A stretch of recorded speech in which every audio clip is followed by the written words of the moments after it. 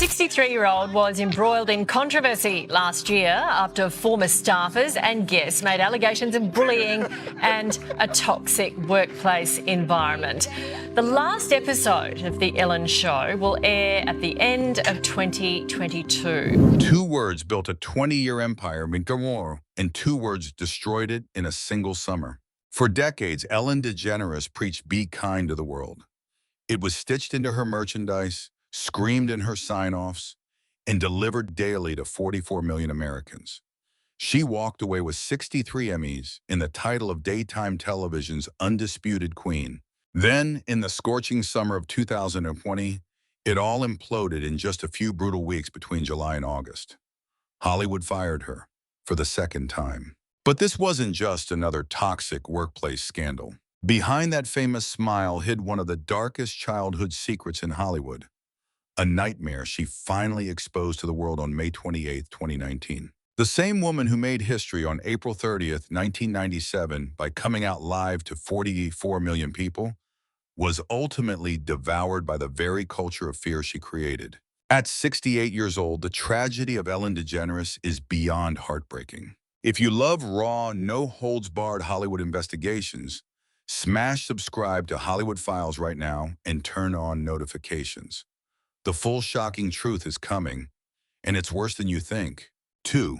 The trauma card, the dark underbelly of a Louisiana childhood. But before the Emmys, before the dancing, before the world fell in love with the woman who told millions to be kind, there was just a scared girl in a small house in Metairie, Louisiana.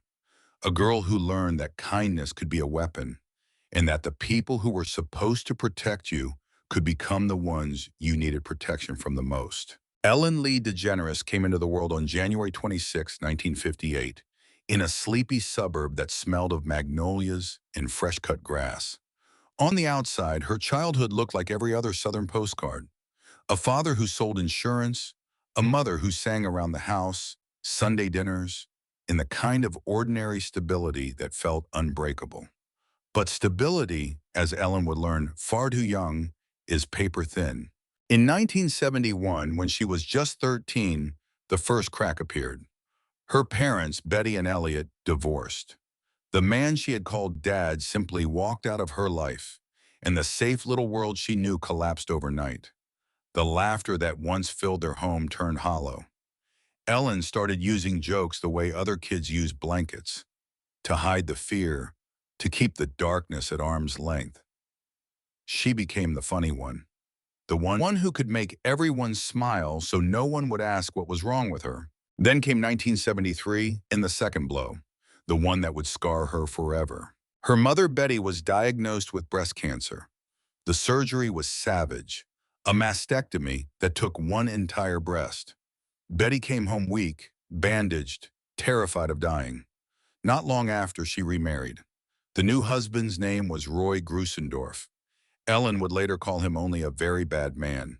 She was 15, maybe 16, still reeling from the divorce, still watching her mother fight for her life.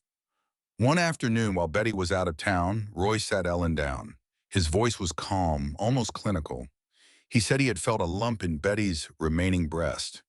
He didn't want to worry her, he explained, so he needed to check Ellen's breasts instead.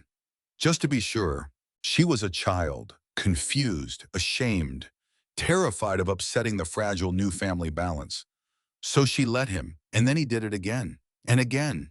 The touches weren't quick or accidental. They lingered. They violated. Each time, something inside Ellen died a little more. The nightmare reached its sickening peak one suffocating night in July 1974. Ellen was asleep in her bedroom when she heard the heavy footsteps outside her door. The knob rattled violently. Then came the pounding, fists slamming against wood, the door frame groaning under the force. It was Roy. He was trying to break in. Panic exploded in her chest like fireworks. She knew exactly what would happen if that door gave way. In pure survival mode, the terrified 16-year-old girl did the only thing she could think of. She kicked the bedroom window with her bare feet as hard as she could. The glass shattered instantly. Sharp edges tore at her skin as she frantically climbed through the broken frame, but she didn't stop. Ignoring the stinging pain, she dropped to the ground outside and ran barefoot into the dark, humid Louisiana night, her heart pounding so hard it felt like it would burst. She didn't look back. She just kept running, bleeding, shaking, and desperate to get as far away from that house as possible. She didn't stop until she reached the hospital. There, under the cold fluorescent lights of the emergency room, she curled up in a chair and waited for morning, bleeding, shaking, alone. When she finally found the courage to tell her mother what had been happening, Betty didn't believe her. Or maybe she simply couldn't afford to. She stayed married to Roy for another 18 long years until 1992. The second betrayal, the one from the person who was supposed to protect her, cut even deeper than the hands that had touched her. For years, Ellen carried the secret like a stone in her chest.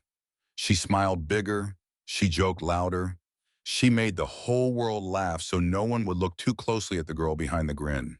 By the time she turned 17 in 1975, the weight had become unbearable. She left home with almost nothing. No money, no plan, just the clothes on her back and the burning need to get away from that house. She landed in New Orleans, sleeping on friends' couches, working every dead-end job she could find, waiting tables in greasy diners that smelled of fried fish and cigarette smoke, shucking oysters until her hands bled, selling vacuum cleaners door to door, painting houses under the blistering sun. But in those dark, lonely years, something unbreakable was born. Humor became her armor. Every punchline was a small act of defiance. Every time an audience laughed, she felt, for a few precious minutes, like she existed, like she mattered, like the pain couldn't reach her while the spotlight was on. The girl who once had to kick through glass to survive would one day stand on the biggest stages in the world. But that terrified teenager who ran bleeding into the night never really left her. She was still there, hiding behind the smile, behind the dancing, behind the empire built on two words that the world would later use to tear her apart. This was the wound that never fully healed. This was the foundation everything else was built on. 3. The rise and fall arc, from coffee house to cancellation. She had already survived hell by the time the spotlight finally found her. The girl who once kicked through broken glass in a humid July night in 1974 wasn't looking for fame. She was looking for proof that she still existed. And in the smoky, unforgiving comedy clubs of the early 1980s, she began to find it. It was 1982. Ellen was 24, still raw from the streets of New Orleans, still carrying the invisible bruises no one could see. One ordinary Tuesday evening, in a half-empty comedy club, she stepped on the stage for a 5-minute set that changed everything. The room smelled of cheap beer and cigarette smoke. The lights were harsh. The audience was mostly men who didn't expect a skinny Southern girl to destroy them. But she did. Her observational humor, gentle, razor-sharp, disarming, hit like a quiet bomb. A few weeks later, Showtime crowned her the funniest person in America. It wasn't a huge paycheck. It wasn't stardom yet. But it was the first time the world whispered back, "You matter." 4 years later, in 1986, the real door swung open. It was a crisp Los Angeles night in January. The Tonight Show studio was packed. Johnny Carson, the king of late-night television, sat behind his desk like a judge deciding fates. Ellen, heart hammering so hard she could feel it in her teeth, performed a whimsical bit called Phone Call to God. The audience roared. When she finished, Carson did something he almost never did with new comedians. He pointed at her, smiled that famous sideways grin, and said, "Come on over here." She walked across the stage on legs that felt like they belonged to someone else and sat on the sacred couch. In that single moment, the girl who once slept in hospital waiting rooms was officially invited into the big leagues. Phone calls flooded in the next morning. Agents, managers, producers. Hollywood had smelled blood, fresh, hungry, talented blood, and it wanted her. By 1994, the dream had a name, Ellen. The sitcom launched in the fall, warm and bright under California studio lights. Ellen Morgan, the character she played, was clumsy, lovable, and unmistakably her. America fell in love. Ratings climbed. The girl from Metairie, Louisiana, who once sold vacuum cleaners door to door, now had her name on a primetime show. For 3 seasons, she lived inside that safe golden bubble. The laughter was real. The paychecks were real. The armor finally felt thick enough to keep the old pain out. But the biggest truth she had ever carried was still locked inside her chest. April 30th, 1997. A warm spring evening in Los Angeles. The studio audience was buzzing. Millions of Americans were tuned in. 44 million to be exact. The episode had been codenamed the Puppy Episode to keep the secret from leaking. In the final minutes, Ellen Morgan walked up to an airport microphone and, with a trembling voice that cracked just once, said the 3 words that would detonate her entire world. I'm gay. It wasn't just a character speaking. It was Ellen DeGeneres, terrified, exhilarated, bleeding on live national television. The studio audience exploded. Oprah, who had guest starred that night, hugged her. President Bill Clinton called to congratulate her. Letters poured in by the thousands from people who said, for the first time, they saw themselves on screen. But the knives were already being sharpened. Advertisers began pulling out within days. J.C. Penney, Chrysler, others followed in a quiet corporate panic. The network grew nervous. Ratings, which had spiked for that one historic episode, started to slide.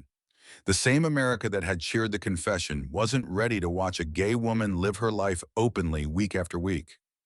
By the spring of 1998, the show was canceled. The official reason was declining ratings.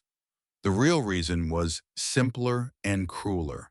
Hollywood no longer had room for her. The fall was swift and merciless. The phone that had rung off the hook after Carson's couch in 1986 now sat silent for weeks at a time. Meetings dried up, auditions vanished. Ellen was 39 years old and for the second time in her life, completely erased. She later described those years as the loneliest of her life. She went back to stand-up, driving long, empty highways between small clubs in the dead of night. Some nights she slept in her car, the same way she had at 17. The difference was that now the whole industry was watching her fail in slow motion. There were cold, rainy nights in 1999 when she would pull into a parking lot after a show, turn off the engine, and just sit there listening to the rain hammer the roof. The same rain that had fallen the night she ran bleeding from her stepfather's house 25 years earlier. The pain had come full circle. The girl who had once used humor to survive now found herself performing in half-empty rooms again, wondering if the laughter would ever be enough to keep her alive. For 3 brutal years, 1998 through 2001, Ellen DeGeneres was Hollywood's ghost. The woman who had changed television history on April 30th, 1997 was now reduced to a cautionary tale whispered in executive suites. Don't get too real. Don't get too honest. They'll punish you for it. She had climbed from the absolute bottom once before. She had turned childhood trauma into comedy gold. She had made millions laugh while hiding the deepest wounds. And now, at the peak of her career, the same industry that had celebrated her courage had turned around and punished her for it, just like her own mother once had. The empire built on Be Kind had its first real crack. But the girl who kicked through glass in July 1974 still had one more fight left in her. And the comeback that was coming would be even more unbelievable than the fall. If you're as hooked on these raw, no-holds-barred Hollywood investigations as we are, smash that subscribe button on Hollywood Files right now and turn on notifications. The next chapter, the one where a bluefish named Dory saved her life, is even wilder. You don't want to miss what happens next. IV, the Dark Empire card, the Be Kind mask shatters. For 19 seasons, the Empire stood shining under the California sun. Every weekday morning, millions woke up to the same comforting ritual.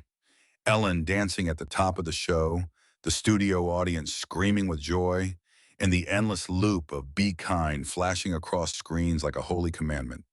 Behind the cameras, however, something far darker had been growing for years.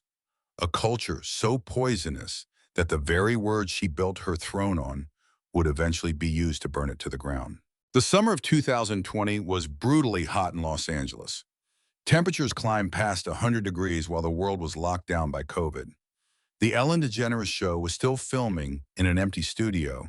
The laughter piped in, the dancing forced and mechanical. But inside those walls, the temperature was even higher and far more toxic. On July 16, 2020, BuzzFeed News dropped a devastating investigation based on interviews with dozens of current and former employees. The headline said it all. Employees described a workplace ruled by fear.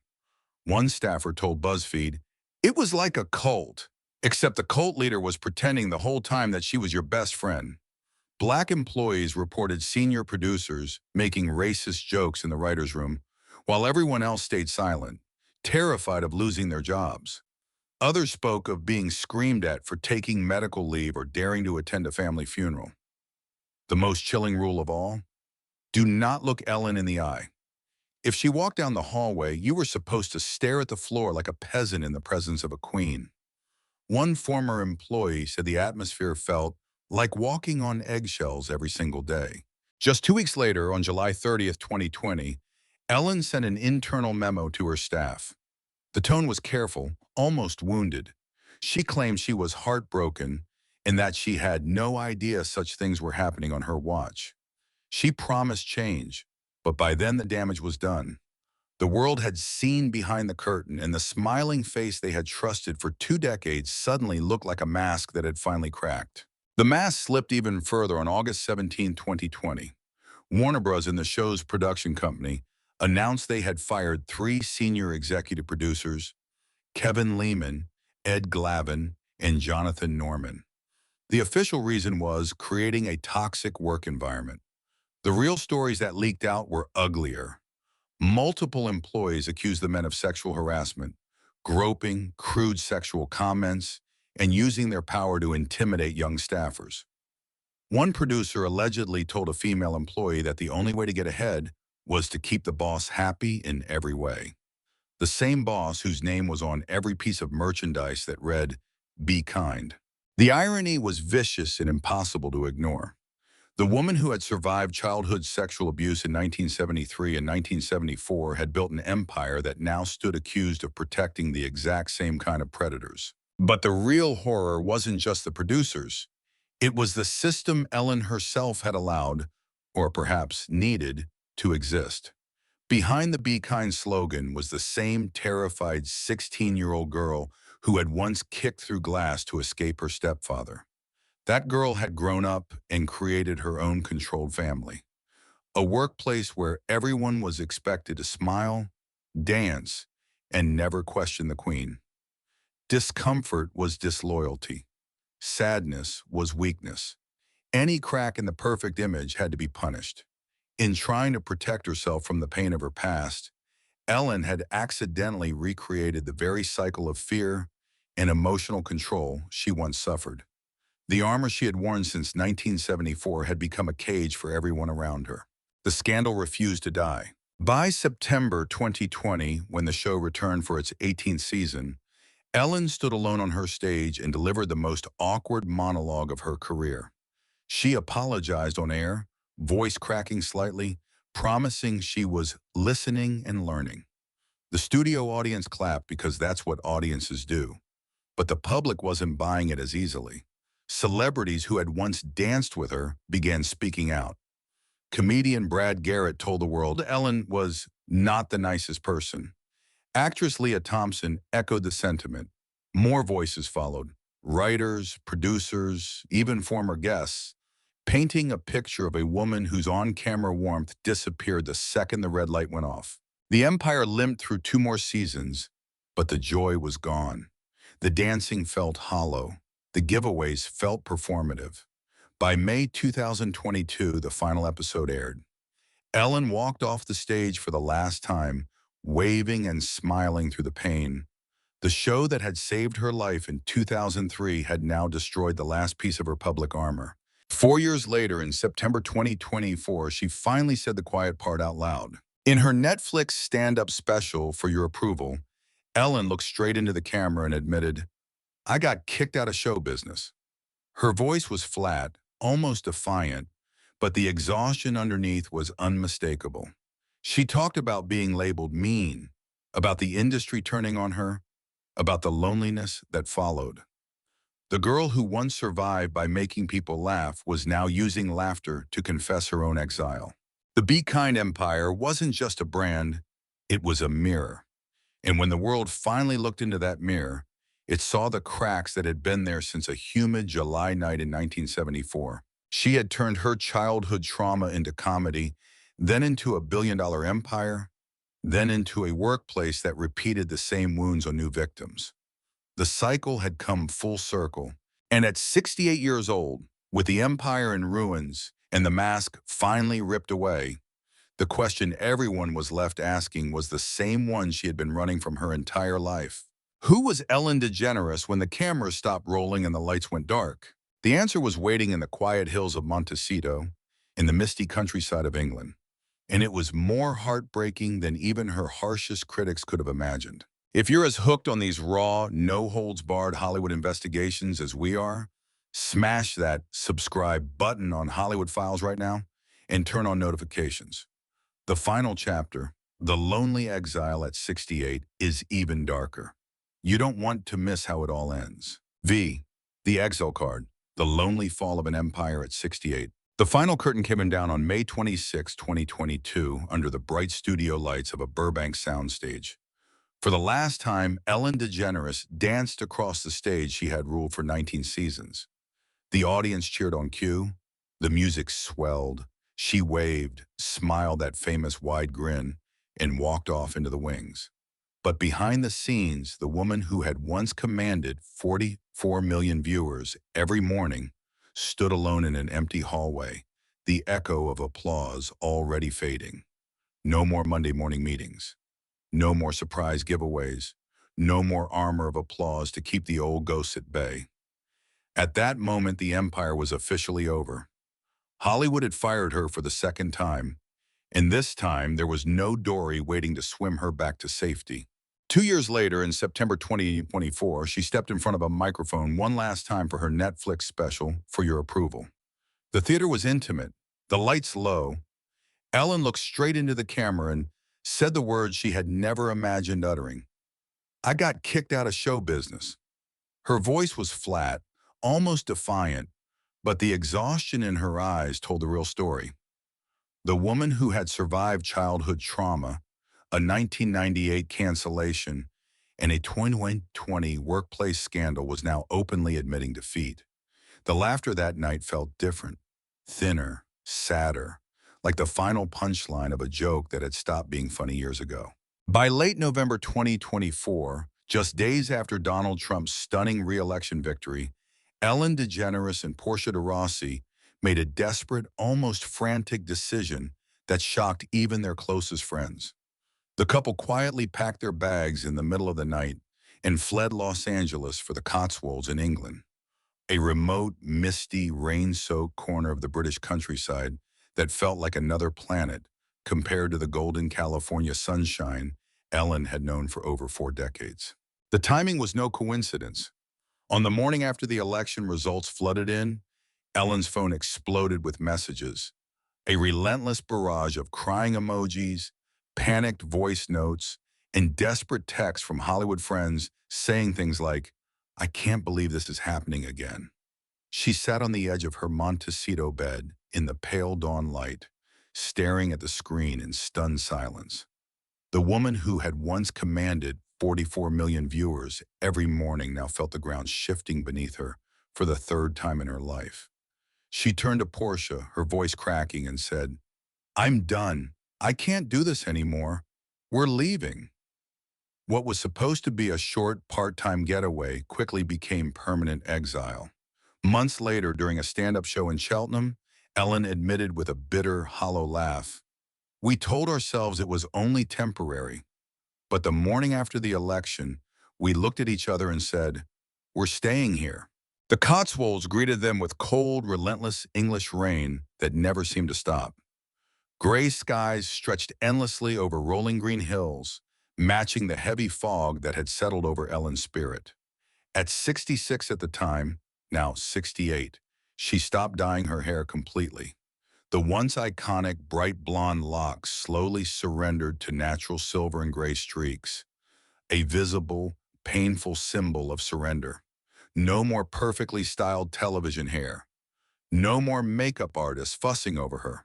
No more cameras demanding the famous smile.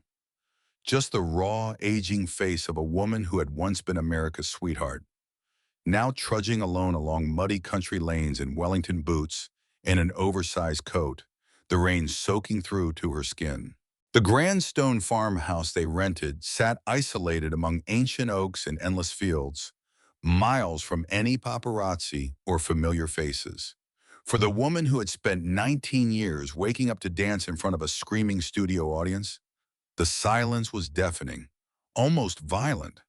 The same controlling energy that had allegedly poisoned her workplace now turned inward, tightening around Portia like an invisible chain. Friends later whispered that their marriage was cracking under the weight of Ellen's need for constant reassurance and control. The girl who had once kicked through broken glass in 1974 to escape horror had run away again. Only this time, she wasn't running toward a new dream. She was running from the ruins of the empire she had built and from the person she had become. For months, they lived in a sprawling Cotswolds farmhouse surrounded by rolling green hills and endless rain. Portia threw herself into her horses. Ellen tried to embrace the quiet. She painted, she gardened, she took long walks in the freezing drizzle. But the silence she had once craved after 19 years of daily television production now felt suffocating. Insiders later revealed the move was harder on Ellen than she let on. The woman who had built an empire on connection suddenly found herself thousands of miles from the only world she had ever known. Then, in late November 2025, came a surprising twist. Ellen quietly closed on a $27.4 million mansion in Montecito, California, an off-market deal from producer Brian Grazer. The sprawling 3-acre estate came with a main house, guest cottages, and a pickleball court. On paper, it looked like a homecoming. In reality, it was something more complicated. Sources close to the couple confirmed they were not moving back full-time. They would split their time, a few months a year in Montecito, the rest in the Cotswolds. Ellen was homesick for California sunshine, but the scars of 2020 still made Los Angeles feel hostile. She was caught between two worlds, belonging fully to neither. By April 2026, at 68 years old, the picture of Ellen's exile had become painfully clear. Her hair was now streaked with natural silver.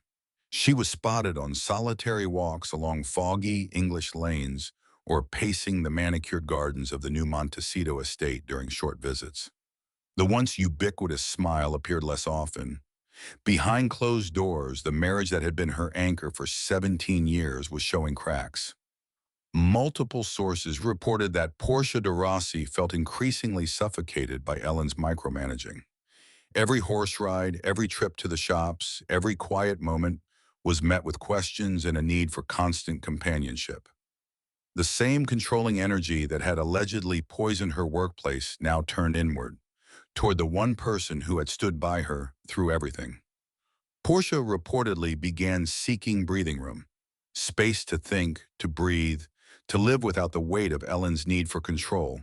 The woman who had survived a stepfather's abuse by running into the night now found herself repeating the same cycle of emotional control she had once fled.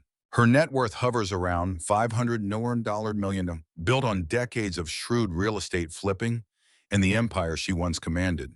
She can buy Montecito mansions and Cotswolds farmhouses. She can fly first class between continents. But money, as she is learning in the cruelest way possible, cannot buy forgiveness from the public, peace from her past, or the simple joy she once radiated on stage every morning. The girl who kicked through broken glass in a humid July night in 1974 to escape horror had spent a lifetime building walls. Walls of humor, walls of fame, walls of be kind. Now at 68, those walls had finally closed in. She sits in multi-million-dollar homes on two continents, surrounded by silence and the soft English rain, wondering if the laughter she once gave the world will ever come back for her. The empire is gone. The dancing has stopped. And the woman who changed television history on April 30th, 1997 now faces the hardest truth of all. Sometimes the longest, most painful cancellation is the one you impose on yourself. And so, at 68 years old, the empire lies in ruins. On one side of the ledger stands an undeniable truth. On April 30th, 1997, Ellen DeGeneres walked up to that airport microphone in front of 44 million Americans and changed the course of history. Research later proved it. Her courage that night measurably shifted public acceptance of gay and lesbian Americans across the entire country. She didn't just represent change, she caused it. But on the other side, the price was devastating. She built a billion-dollar empire on two words, be kind, only for those same words to be turned against her when the truth finally spilled out in the scorching summer of 2020. Hundreds of employees described a workplace of fear, racism, and emotional abuse that stood in brutal contrast to the smiling, dancing woman they watched every morning. The mask she had worn since that humid July night in 1974 finally cracked, and the world saw what was underneath. The woman who was once rejected by Hollywood for telling the truth on April 30th, 1997 was ultimately destroyed by the truth about herself in the summer of 2020. Ellen DeGeneres is not a hero. She is not a villain. She is simply a broken human being, shattered by childhood trauma in 1973 and 1974, who spent her entire life using the brightest smile in the show business to hide an ocean of pain. She turned her wounds into comedy, then into a throne, then into a cage that eventually trapped everyone around her, including herself. Today she walks alone through the gray English rain in the silent Montecito Gardens. Her once blonde hair now silver, her empire gone, her phone quiet. The dancing has stopped, the applause has faded, and the only thing left is the girl who once kicked through broken glass just to survive. That is the real tragedy of Ellen DeGeneres. If this story hit you as hard as it hit us, if you want more raw, no-holds-barred investigations into the darkest corners of Hollywood, then do what thousands already have. Smash that subscribe button on Hollywood Files right now and turn on notifications. Because the most powerful lives are rarely the cleanest ones. And the next shocking story is already coming. We'll see you in the next one.